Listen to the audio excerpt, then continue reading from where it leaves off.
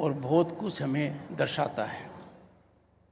इस विश्वविद्यालय का सौभाग्य है कि माननीय राज्यपाल जी यहाँ के चांसलर भी हैं। Doctor Premchand Bairwa, honourable deputy chief minister of Rajasthan, और इन्हीं के विभाग से जुड़ा हुआ ये कार्यक्रम है। Professor doctor Anil Kumar Rai, vice chancellor, Pandit Deendayal Upadhyay Shekhawat university, Sikar, Rajasthan. Shri Avinash Gehlot, social justice and empowerment minister, government of Rajasthan. Shri Prem Singh Bajore, chairman soldiers welfare board. और यहाँ विशेषकर मैं उल्लेख करना चाहूँगा, दीनदयाल जी के संबंध में देश में, दुनिया में कहीं भी कोई कार्यक्रम हो तो डॉक्टर महेश चंद्र शर्मा जी पूर्व सांसद रहे हैं और आप एकात्म मानव दर्शन अनुसंधान एवं विकास प्रतिष्ठान के अध्यक्ष हैं। पूरे देश और दुनिया में दीनदयाल जी के बारे में, उनके सोच के बारे में, उनके दर्शन के बारे में, उनके संबंध में अनुसंधान करने के बारे में जो काम आपने किया है, आप साधुवाद के पात्र हैं। मुझे काफ़ी लाभ प्राप्त हुआ है और आपके कई कार्यक्रमों में मैं गया हूँ। मैं मानकर चलता हूँ कि ये विश्वविद्यालय जिसे दीनदयाल जी का नाम जुड़ा हुआ है, महेश जी को भी मार्गदर्शन करने का मौका निरंतर मिलेगा। आपकी कर्मभूमि तो वैसे पूरा राजस्थान है, पर जन्मभूमि चूरू पास में ही है। तो मैं विशेष अनुरोध करूँगा कि महेश जी इसमें अपना योगदान खुल कर दें। मुझे वो दिन याद है, और वो दिन था विज्ञान भवन में एक कार्यक्रम था। प्रधानमंत्री जी उपस्थित थे और आपने जो कार्य किया, तो शोध किया, उसका विवेचन हुआ था। मैं भी उपस्थित था। मेरा विशेष आग्रह रहेगा कि यहाँ के अध्यापकगण और छात्र उसकी प्रतिलिपि मंगाकर उसका अध्ययन करें। बहुत कुछ ज्ञान मिलेगा। मुझे यहाँ आकर अति प्रसन्नता हुई है। जब निमंत्रण मिला तो स्वाभाविक रूप से मेरे सामने वो नहीं था जो मैं आज देख रहा हूँ। मेरे सामने एक महापुरुष का नाम था और दिवस क्या था, ये था। मैंने तुरंत स्वीकार किया। पर जब से यहाँ आया हूँ, हर पल मेरे लिए सदा यादगार रहेगा। सबसे पहले आते ही एक पेड़ माँ के नाम, इसकी शुरुआत माननीय प्रधानमंत्री जी ने की, बहुत सोच कर की, क्योंकि ये बात साफ है, हमारे पास धरती के अलावा रहने का कोई दूसरा स्थान नहीं है। ये बड़ा क्रांतिकारी कदम होगा। और माँ के नाम पेड़ लगाने से जो अनुभूति होती है वो एक विचित्र है। जिस भी कार्यक्रम में मैं जाता हूँ, मैं ऐसा करता हूँ। मैं यहाँ के छात्रों और शिक्षकों से और कार्यरत लोगों से विशेष अनुरोध करूँगा कि 60 एकड़ से ज़्यादा का जो प्रांगण है, इसमें ये सब व्यक्ति अपनी माँ के नाम एक पेड़ लगाएं। पेड़ लगाकर उसका सर्जन भी करें और इसमें तकनीकी सहयोग भी संस्थाओं का ले लें कि कौन सा पेड़ यहाँ ज़्यादा ठीक रहेगा और किस तरीके से इसका विकास हो पाएगा। दूसरा जो पल मेरे सामने आया, कभी सोचा नहीं था कि मैं दीनदयाल जी की प्रतिमा का अनावरण करूंगा। ये नहीं सोचा था। दीनदयाल जी के बारे में उनका क्या सोच है, इसमें डॉक्टर महेश शर्मा जी मेरे अध्यापक रहे हैं, पर यह नहीं सोचा था कि मुझे ये गौरव प्राप्त होगा, और वो भी सीकर की भूमि पर और उनके अवतरण दिवस के ऊपर। मैं अपने आप को बहुत भाग्यशाली मानता हूँ, और मेरा स्पष्ट मानना है कि जो स्थान वहाँ किया है, ज्ञान स्तर, तो मुझे दो बातें याद आ गई। जरूर मैंने पिछले जन्म में कोई पुण्य किए होंगे कि ज्ञान स्थल में दीनदयाल जी की मूर्ति का अनावरण उनके 108वें अवतरण दिवस पर मेरे हाथों से हो, और जो नई संसद भवन है उसमें जो पहले प्रतिमाएं लगी हुई थी महानुभावों की, उनको हमने एक जगह रखा और उसको नाम दिया प्रेरणा स्थल। उसका उद्घाटन भी मैंने किया। पर दो महानुभाव मेरे सामने हैं आज के दिन, दोनों का जन्मदिन है। पंडित दीनदयाल उपाध्याय जी का भी है और चौधरी देवीलाल जी का भी है। दोनों अपनी दृष्टि से तपस्वी थे, दोनों ने समाज को कुछ देने का ही हमेशा सोचा। चौधरी देवीलाल जी यहां से सांसद रहे हैं, भारत के उप प्रधानमंत्री रहे हैं। जब प्रेरणा स्थल में उनकी मूर्ति के पास में गया तो मुझे अनुभूति हुई कि उन्होंने मुझे राजनीतिक क्षेत्र में उतारा। वो पल मैं कभी नहीं भूल पाऊंगा। और यह संयोग है कि मेरा भी असली जन्मदिन 25 सितंबर ही है।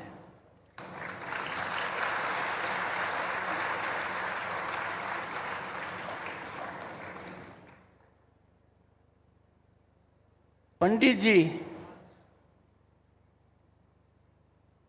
के बारे में अपने को बहुत सीखने की आवश्यकता है, और आज के दिन उनका दर्शन, उनका सोच कितना प्रासंगिक है, इसका आप अंदाजा नहीं लगा सकते। उनके दर्शन और विचार ऐसे रहे, और महेश जी की कृपा रही कि मेरे जीवन को प्रभावित किया है। जब एक गोष्ठी में मैं गया तो मेरे पास ऐसी योग्यता नहीं है कि उस स्थान पर मैं दीनदयाल जी के दर्शन चिंतन के बारे में कुछ कह पाऊं। और एक प्रोफेसर साहिबा भी आई हुई थी। हमने देखा कि दीनदयाल जी के बारे में चर्चा बिना अध्ययन के, बिना गहराई के समझे संभव नहीं है। आपने एक वाक्य में सबका समापन कर दिया कि आपने एक छात्र की तरह बहुत अच्छा भाषण दिया है। आज के दिन यदि अगर आप देखेंगे तो दीनदयाल जी का अध्ययन करते समय ध्यान रखना पड़ेगा वो कितने दूरदर्शी थे। समय बदल रहा है, तकनीकी आ गई है, सोच बदल गया है, पर वो दूरदर्शी थे, विचारक, दार्शनिक और समाज हितकारी थे। क्यों? उनका केंद्र, उनका फोकस व्यक्ति विकास पर था। व्यक्ति को बल मिले, व्यक्ति समाज का एक ऐसा अंग बने कि वो सकारात्मक रूप से अपना सहयोग दे पाए समाज को। और ये सोच आज भारत की राजनीति को प्रभावित कर रहा है। आज के दिन यदि अगर आप देखोगे कि भारत की जो विकास यात्रा है, जिसको हम कह सकते हैं हर घर शौचालय, हर घर नल, हर घर बिजली, आदमी को मकान मिले पक्का, उसके हाथ को काम मिले, उसको शिक्षा मिले, उसको वो सब सुविधाएं प्राप्त हों जो हर किसी को प्राप्त हैं, इसी को तो कहते हैं अंत्योदय। आखिरी आदमी की चिंता करने का अर्थ है कि हम सृष्टि की चिंता कर रहे हैं, हम पूरी पृथ्वी की चिंता कर रहे हैं, ये सोच बड़ा मुश्किल से आता है। क्योंकि जब भी आदमी को अवसर मिलता है, खुद की सोचता है, खुद के नजदीकी लोगों की सोचता है, कुछ हद तक समाज की भी सोच लेता है। आज हमारे जो पृथ्वी है और जिस बुरी दशा में आज के दिन हम आज हैं, नहीं होते यदि अगर दीनदयाल जी के सोच, उनके दर्शन को हम समझते। गांधी जी ने बहुत सही कहा था, the earth has everything for everyone's need but not for grid.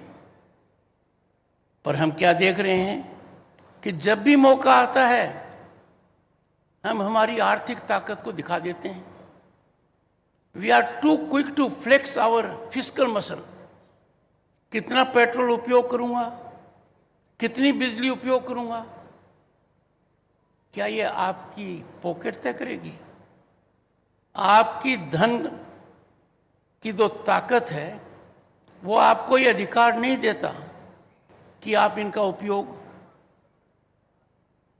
चाहे जैसे करो।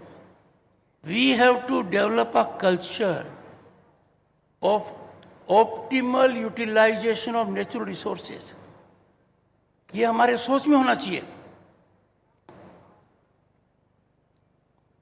मैं आपके समक्ष आज, क्योंकि दीनदयाल जी के बारे में तो वहाँ में ही बोल चुके हैं और आपको मौका मिलेगा महेश जी से भी कभी सुनने का, मैं आज आपको कहना चाहता हूँ, एक, दीनदयाल जी का अध्ययन कीजिए, उनके आदर्शों को समझिए, उनके सोच को समझिए, उनके दर्शन को समझिए और कोशिश कीजिए कि आप इसकी अनुपालना कर पाएं। दूसरा, राष्ट्रहित और देश सेवा को निजी और राजनीतिक स्वार्थ से ऊपर रखें। ऐसी कोई परिस्थिति नहीं है कि हम राष्ट्रहित को हमारे निजी स्वार्थ और राजनीतिक स्वार्थ से कम आंकें। जो ऐसा करते हैं वो गलतफहमी में हैं, उनकी सराहना कभी नहीं करनी चाहिए, चाहे देश में या चाहे बाहर। कोई भी हमारे राष्ट्रहित को नुकसान पहुंचाता है वो हमारा हितैषी नहीं है। देश की आज़ादी को हमें समझना पड़ेगा। इस आज़ादी को बड़ी मुश्किल से मिली है और इसीलिए मैं कहूँगा खास तौर से नवयुवकों को, आपातकाल का कालाखंड कभी मत भूलिए।